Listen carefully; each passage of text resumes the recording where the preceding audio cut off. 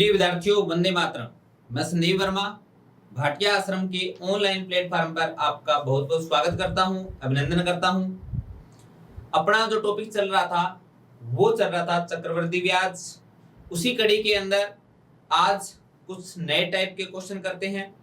क्वेश्चनों की क्या अप्रोच रहेगी, तो चलिए स्टार्ट करते हैं आज की क्लास। आज की क्लास के अंदर पहला जो क्वेश्चन है वो है ये: किसी धन पर साधारण ब्याज व चक्रवृद्धि ब्याज क्रमशः 400 रुपए और 410 रुपए है। मूलधन व दर ज्ञात करो अगर समय 2 वर्ष है। बढ़िया क्वेश्चन है। देखो,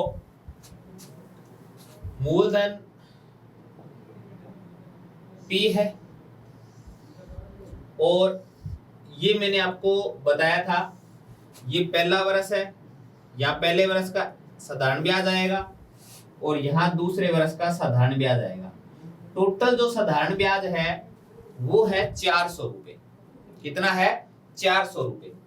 तो 2 वर्ष का 400 रुपए है तो 1 वर्ष का कितना होगा? 200 रुपए होगा। क्यों? क्योंकि साधारण ब्याज होता है वो हर साल बराबर होता है। अगर यहाँ 200 रुपए है तो यहाँ भी कितना होगा? 200 रुपए होगा। और चक्रवृद्धि ब्याज की बात करें तो चक्रवृद्धि ब्याज 2 वर्ष का कितना है? 410 रुपए है। तो 2 वर्ष का साधारण ब्याज 400 है और चक्रवृद्धि ब्याज 410 है, तो अंतर कितना है? 10 रुपए। अंतर कितना है? 10 रुपए। तो यहाँ जो मान आता है वो अंतर ही तो आता है, इसका मतलब ये अंतर हो गया 10 रुपए। ठीक है। पहले वर्ष का साधारण ब्याज 200 रुपए और चक्रवृद्धि ब्याज भी 200 रुपए है। दूसरे वर्ष का साधारण ब्याज 200 रुपए है लेकिन चक्रवृद्धि ब्याज है वो 210 रुपए होगा। तो अंतर कितना होगा? 10 रुपए का। अब देखो, मैंने जब चक्रवृद्धि ब्याज स्टार्ट किया था तो मैंने आपको बताया था कि यहाँ तो होता है मूलधन, यहाँ होता है साधारण ब्याज और यहाँ 3 राशि सेम होती है और यहाँ होती है अलग। ये मैंने आपको तरीका बताया था।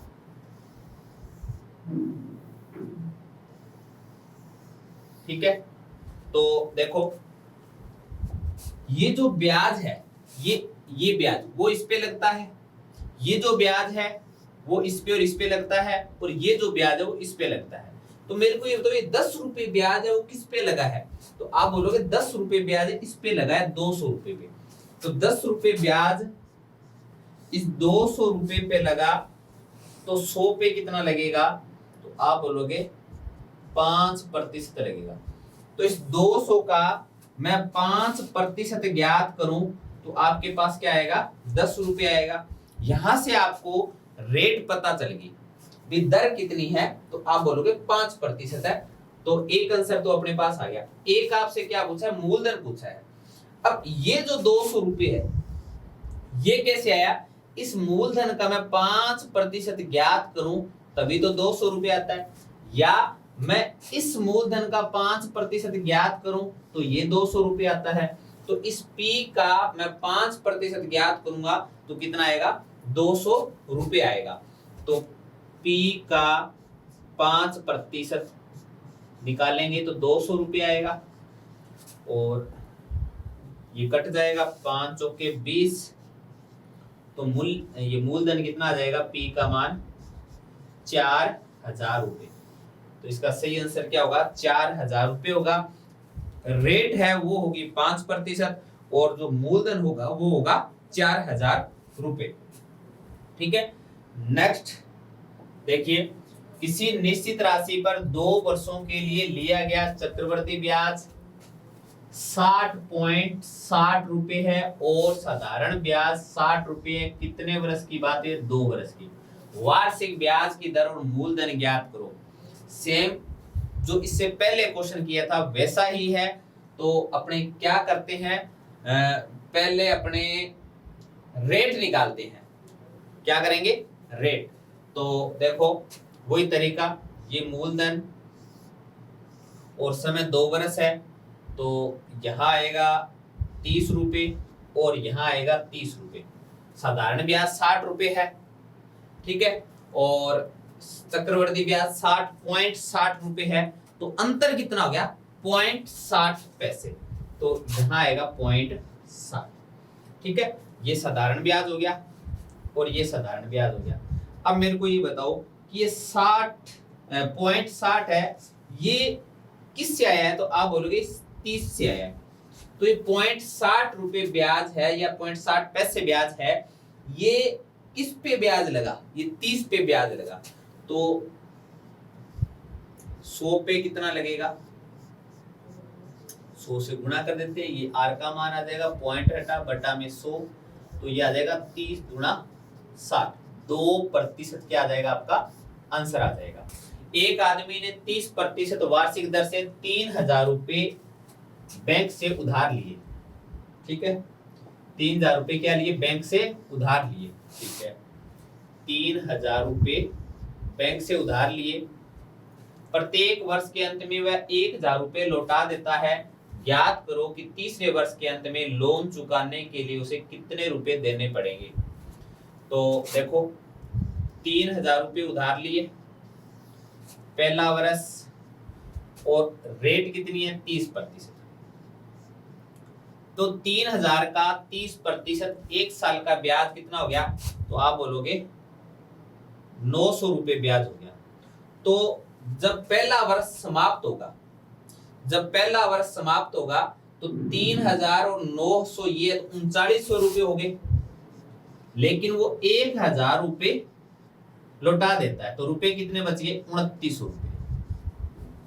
जब दूसरा वर्ष स्टार्ट होगा तो ब्याज किस पे लगेगा, 2900 रुपए पे लगेगा।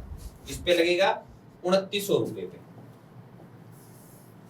2900 रुपए पे लगेगा, क्योंकि रुपए बने थे 3900, 1000 रुपए दे दिए, कितने रुपए बच गए 2900। अब इस पे ब्याज लगेगा 30% की दर से, तो ब्याज कितना हो जाएगा, ये हो जाएगा 9 × 27 और 9 दूनी 18, 0 से ये हो गया 0, 9 × 27, 2 9 दूनी 3 दूनी 6 और 2 8, 870 रुपए ब्याज हो गया। दूसरा वर्ष स्टार्ट होगा जब 2900 का 30%, 29 × 87, 870 रुपए ब्याज हो गया। अब 2900 ये और 870 ये है, तो टोटल रुपए कितने हो गए उसके पास, 0 7 9 और 8 कितने हो गए 17 और 2 और 1 3, 3770 रुपए हो गए। कितने रुपए हो गए 3770 रुपए, लेकिन उसने 1000 रुपए लौटा दिए। 1000 रुपए लौटाएगा तो रुपए कितने बचेंगे, रुपए बचेंगे 2770 रुपए। ठीक है, यहां तक बात समझ में आ गई। अभी तक दूसरा वर्ष समाप्त हुआ है जब उसने 3000 रुपए लिए, 30% की दर से ब्याज लगा, 900 रुपए एक साल के बाद में 3900 रुपए हो गए, 1000 रुपए लौटा देता है वर्ष के अंत में, तो 2900 रुपए। अब दूसरा वर्ष स्टार्ट होगा तो 2900 रुपए पे ब्याज लगेगा 30% की दर से, तो ब्याज कितना हो गया 870 रुपए हो गया, और 870 रुपए ब्याज और 2900 ये हो गए, तो ये हो जाएंगे 3770 रुपए, और 1000 रुपए फिर वर्ष के अंत में लौटा देता है, तो रुपए कितने बच गए 2770 रुपए। अब देखो तीसरा वर्ष स्टार्ट होगा, जब तीसरा वर्ष स्टार्ट होगा तो 2770 पे ब्याज लगेगा। अच्छा, 30% की दर से ब्याज लगेगा, कितना लगेगा, तो 7 × 21, 7 × 21 रहेगा 22 और 3 दूनी 6 और 2 8, 821 रुपए ब्याज लगेगा। 2770 रुपए पर तीसरा वर्ष स्टार्ट होगा, 30% की दर से एक वर्ष का ब्याज 821 रुपए लगेगा। 7 × 21, 7 × 21, 21 और 2 23, सिलाई 2 3 दूनी 6 और 2 8, 831 रुपए हो गया। ठीक है, 831 रुपए ब्याज हो गया। अब तीसरा वर्ष समाप्त होगा तो 2770 ये है और 831 ये है, टोटल कितना हो जाएगा, ये हो गया 1 7 3 10, सिलाई 1 7 और 1 8 8 16, यानी 3601 रुपए। उसने बोला तीसरे वर्ष के अंत में लोन चुकाने के लिए उसे कितने रुपए देने पड़ेंगे, तो 2770 और 831 रुपए ब्याज है, तो 3601 रुपए उसको लोन चुकाने के लिए लास्ट में देने पड़ेंगे। ठीक है, तो इसका सही आंसर क्या होगा? 3601 रुपए होगा। नेक्स्ट क्वेश्चन देखिए, 3 वर्ष के में 20% प्रति वर्ष ब्याज की दर से चक्रवृद्धि ब्याज तथा साधारण ब्याज का अनुपात ज्ञात करो जब ब्याज की गणना वार्षिक हो। ठीक है, सिंपल सा क्वेश्चन है, कैसे करना है देखो, यहाँ पे मूलधन, यहाँ आता है साधारण ब्याज, साधारण ब्याज, साधारण ब्याज। अब देखो क्वेश्चन को कहां से मानना है, यहां से भी मान के कर सकते हैं, लेकिन इस मूलधन के मानने की जरूरत ही नहीं, अपने यहां से मान के चल सकते हैं। मान लेते हैं कि साधारण ब्याज हर साल का कितना है? 100 रुपए, हर साल का कितना है? 100 रुपए है। अब मेरे को ये बताओ, मेरे को चक्रवृद्धि ब्याज निकालना है 20% की दर से। अगर मेरे को दूसरे वर्ष का ब्याज निकालना है तो इस पे ब्याज लगेगा, और 20% की दर से ब्याज कितना लगेगा? 20 रुपए हो गया। अब मेरे को तीसरे वर्ष का चक्रवृद्धि ब्याज निकालना है, तो ब्याज पे ब्याज लगता है, रेट है 20%, तो पहले मैं इस पे लगाऊंगा ब्याज, तो 20 रुपए हो गया। फिर मैंने इस पे लगाया ब्याज, 20 रुपए हो गया, और इस पे भी लगेगा क्योंकि ब्याज पे ब्याज लगता है। 20 का 20% कितना हो जाएगा? 4।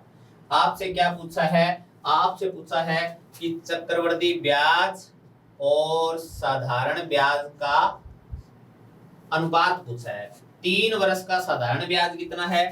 3 वर्ष का साधारण ब्याज है 300 रुपए, और 3 वर्ष का चक्रवृद्धि ब्याज कितना है? 100, 200, 360 और 4 64, 364। और इसको आगे 4 के पहाड़े से काट भी सकते हो, 4 9 36, 4 एकम 4, 4 7 28, 2 0 4 5 20। आंसर क्या आएगा? 91:75 आपका आंसर आ जाएगा। ठीक है, नेक्स्ट देखिए, 20% प्रतिवर्ष ब्याज की दर से 2 वर्ष तथा 3 वर्ष के चक्रवृद्धि ब्याज का अनुपात ज्ञात करें जब ब्याज की गणना वार्षिक हो। ये भी सेम वैसा ही क्वेश्चन है, इससे पहले मैंने जो करवाया था। देखो मेरे ये क्वेश्चन करवाने का मतलब ये कि क्वेश्चन में संख्या माननी कहां से है। कोई जरूरी नहीं कि हर बार आप मूलधन ही मानो, साधारण ब्याज भी मान सकते हो। तो ये मूलधन है, मैंने क्या किया? 100 रुपए माना है साधारण ब्याज, तो 3 वर्ष का साधारण ब्याज 300 रुपए हो गया। और अगर मेरे को दूसरे वर्ष का चक्रवृद्धि ब्याज ज्ञात करना है तो 20% की दर से ये हो जाएगा 20 रुपए, और तीसरे वर्ष का चक्रवृद्धि ब्याज ज्ञात करना है, तीसरे वर्ष का चक्रवृद्धि ब्याज ज्ञात करना है तो इस पे ब्याज लगेगा 20, 100 का 20% 20, और 20 का 20% कितना हो जाएगा? 4। आपसे पूछा कि 2 वर्ष तथा 3 वर्ष के चक्रवृद्धि ब्याज का अनुपात। पहले तो है 2 वर्ष और 3 वर्ष के चक्रवृद्धि ब्याज का अनुपात पूछा है। तो 2 वर्ष का चक्रवृद्धि ब्याज कितना होगा? 220 रुपए, और 3 वर्ष का कितना होगा? 3 वर्ष का टोटल होगा ये 100, 200, 300, 360 और 4 64, कितना हो जाएगा? 364 हो जाएगा। ठीक है, ये आपका आंसर आ जाएगा। 4 के पाड़े से काटे तो 4 5 20, 4 5 20, 4 9 36, 4 एकम 4। आंसर क्या आएगा? 55:91।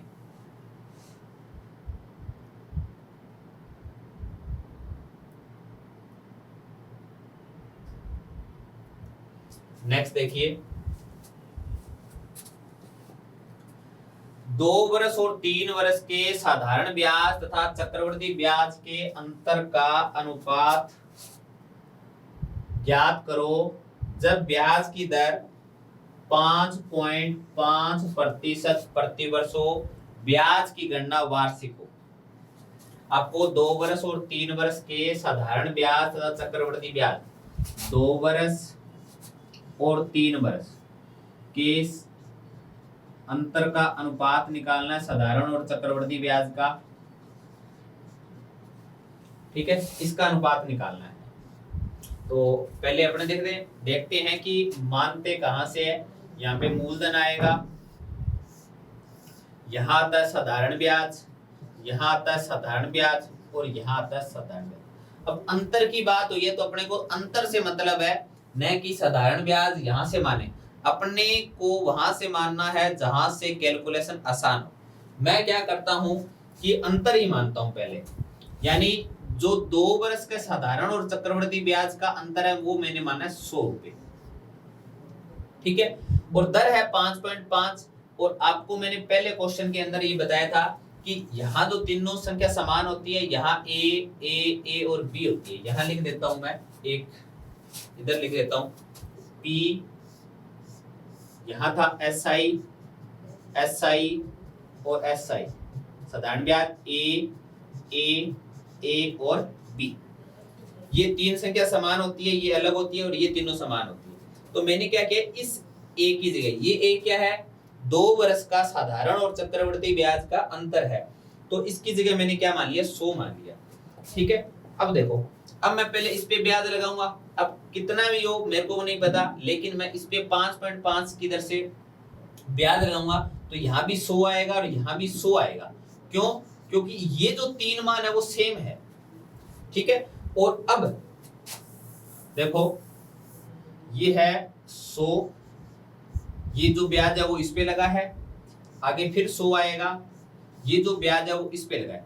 अब आप बोलोगे 100 क्यों लगाया, क्योंकि यहां से मेरे को पता चल गया कि यहाँ 100 है तो यहाँ 100 ही आएगा, ठीक है। क्योंकि ये देखो, ये मैंने स्टार्टिंग में बताया था, अगर आपको ये नहीं समझ में आया तो आप चक्रवृद्धि ब्याज की जो पहली वीडियो है उसको आप आराम से देखना, सब समझ में आ जाएगा, कोई हार्ड नहीं है।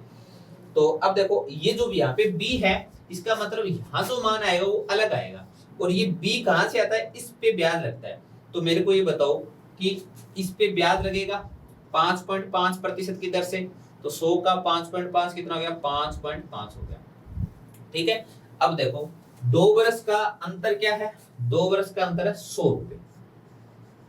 अच्छा, 3 वर्ष का कितना है, तो 3 वर्ष का ये होता है 100, 200, 300 और ये कितना हो गया 5.5, तो ये हो जाएगा 305.5, ठीक है। 3 वर्ष का अंतर निकालना है, तो ये तीनों का क्या होता है, साधारण ब्याज होता है, और ये टोटल क्या होता है, चक्रवृद्धि ब्याज होता है। तो ये क्या हो जाता है, ये हो जाता है 3 वर्ष का अंतर, ठीक है। तो ये अनुपात आ जाएगा, ये पॉइंट हटेगा तो बट्टा में क्या आएगा, 10 आएगा, और ये हो जाएगा 1000 अनुपात 3055। तो 5 दूनी 10, 5 के 30, 5 एकम 5, 5 एकम 5, आपका सही आंसर आएगा 200 अनुपात 611। एक बार मैं पुनः इसको समझा देता हूं कैसे किया है मैंने। देखो, सबसे पहले तो ये देखो कि ये जो मेथड है, यहाँ पे आता है मूलधन, यहाँ आता है पहले साल का साधारण ब्याज, दूसरे साल का साधारण ब्याज और तीसरे साल का साधारण ब्याज, ठीक है। और यहाँ आता है ए और बी, ये मैंने लिखा इसलिए ताकि आपको पता चले कि ये तीनों मान है वो सेम है, ठीक है। तो यहाँ मैंने क्या माना, 100 रुपए, यहाँ 100 माना है तो ये भी 100 होगा, ये भी 100 होगा, ये जो बी है वो इस पे ब्याज लगता है, तो इसका मतलब दर है 5.5, तो अपना आंसर आएगा 5.5। 100 का 5.5% की दर से ब्याज कितना होगा, 5.5। अब आपको 2 वर्ष का अंतर, तो 2 वर्ष का साधारण और चक्रवृद्धि ब्याज का अंतर 100, यहाँ पे मैंने 100 लगा दिया। अब 3 वर्ष का साधारण और चक्रवृद्धि ब्याज का अंतर, तो 305.5 लगा दिया, और आपका आंसर क्या आ गया, 1000 अनुपात 3055, और 5 के पहाड़े से काटेंगे तो 200 अनुपात 611 आ जाएगा, ठीक है। उम्मीद करता हूं कि आपको अच्छे से समझ में आ गया होगा। नेक्स्ट क्वेश्चन देखिए, ब्याज की प्रभावी दर जो अर्धवार्षिक आधार पर देय हो 8% वार्षिक की नामांकित दर से मेल खाती है। देखो, अर्धवार्षिक है तो रेट आदि और समय दुगना हो जाएगा, तो रेट कितनी हो जाएगी, 4%, रेट कितनी हो जाएगी 4%, और समय क्या हो जाएगा 2 वर्ष, ठीक है। तो 8% वार्षिक है, अर्धवार्षिक की बात करें तो 4% और समय 2 वर्ष। तो आप ऐसे कर सकते हो, देखो पहले वर्ष की 4% होगी, दूसरे वर्ष की 4 होगी, लेकिन 4 पे 4% की दर से ब्याज लगेगा, तो 4 का 4% कितना हो गया 0.16%। तो टोटल कितनी होगी 4 और 4 8.16% क्या होगी, इसकी जो प्रभावी दर होगी वो हो जाएगी। ठीक है, यानी पहले वर्ष की 4% है, दूसरे वर्ष की है वो 4.16% होगी। क्यों? क्योंकि ब्याज पे ब्याज लगता है, लेकिन मैं साधारण ब्याज की बात करूं तो पहले वर्ष भी 4 होगी, दूसरे वर्ष भी 4% होगी, तीसरे वर्ष भी 4% होगी। लेकिन चक्रवर्ती ब्याज में अगर पहले वर्ष की 4% है प्रभावी दर, तो दूसरे वर्ष की 4% नहीं होगी। दूसरे वर्ष की जो प्रभावी दर होगी वो 4.16% होगी, क्योंकि ब्याज पे ब्याज लगता है। टोटल जो प्रभावी दर होगी वो होगी 4 और 4 8.16%। ठीक है, और इस क्वेश्चन को आप ऐसे भी कर सकते हो, a plus B plus A B बटा 100। तो a का मान 4% है, b का मान 4% है, और ए बी का मान 416/100। तो 4 और 4 8.16% इसका सही आंसर आ जाएगा। नेक्स्ट क्वेश्चन की बात करते हैं, ऐसा ही क्वेश्चन है, ब्याज की प्रभावी दर पूछी है, अर्धवार्षिक आधार है और रेट है 16%, तो रेट हो जाएगी 8%। तो क्या हो जाएगा सही आंसर 8 और 8 16.64% इसका आंसर आ जाएगा। पहले वर्ष की 8% है, साधारण भी 8 है, लेकिन चक्रवर्ती ब्याज की जो दर होगी, चक्रवर्ती ब्याज की जो दर होगी वो इस पे 8 का 8% कितना हो जाएगा 8 8 64, यानी 0.64। तो टोटल कितना हो जाएगा 8 8 16.64% क्या हो जाएगी इसकी प्रभावी दर हो जाएगी। अगर a plus B plus A B वाले फॉर्मूले से करें तो भी आपका आंसर आ जाएगा 8 प्लस 8 प्लस 64/100। 8 8 16.64% क्या होगा इसका आंसर होगा। तो ये जो मैंने 7 और 8 नंबर क्वेश्चन कराए हैं ये भी मोस्ट इंपोर्टेंट है, ऐसे क्वेश्चन आपकी परीक्षा में पूछे जा सकते हैं। तो नेक्स्ट क्लास में फिर मिलेंगे अपने इसी उत्साह और उमंग के साथ, तब तक के लिए अपना ख्याल रखिए। जय हिंद, जय भारत।